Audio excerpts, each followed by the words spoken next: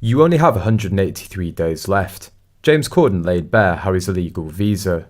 Beg your father to come back. James Corden has addressed his return to the UK after quitting The Late Show. The TV host and actor announced the news in April 2022, telling viewers he was leaving the series after 8 years.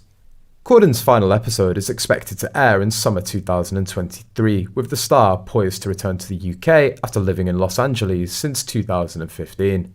Turner, a founding partner of Corden's production company, told Variety he's really excited to get James back into the UK.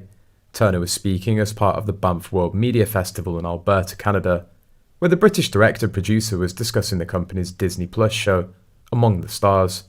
Corden has just got so many strings to his bow, and late is a big commitment that's taken up so much of his time, said Turner. We're just really excited about having him back in the UK and all the stuff that entails, but it's a big moment for us. We trust James for his commitment, not other traitors at all. The traitor in this interview is Prince Harry, after which Turner mocked this traitor. Currently, the deportees are in long-term exile in the US and seem to have been completely isolated in the Hollywood. That's it. They must be homeless when your visa is about to expire. But what does this mean for his US citizenship status? And will he pay US taxes?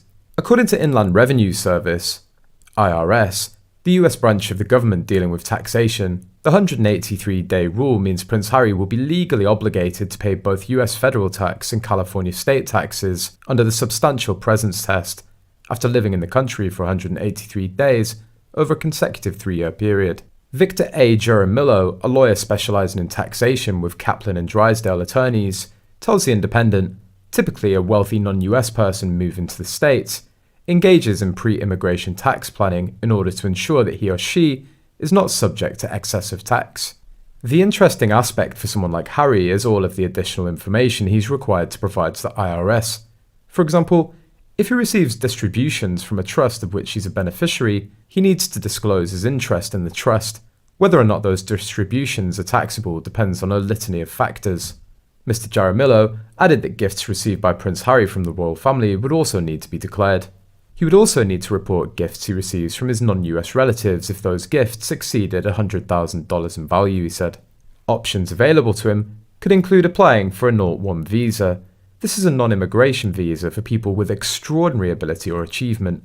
Prince Harry would need to be sponsored by an organisation that plans to work with him to identify how he might apply these skills in the US. An alternative is to simply limit the number of days he spends in the US. Although as time goes on and his ties with the US become more established, as evidenced by his new position at BetterUp, this might become harder to justify.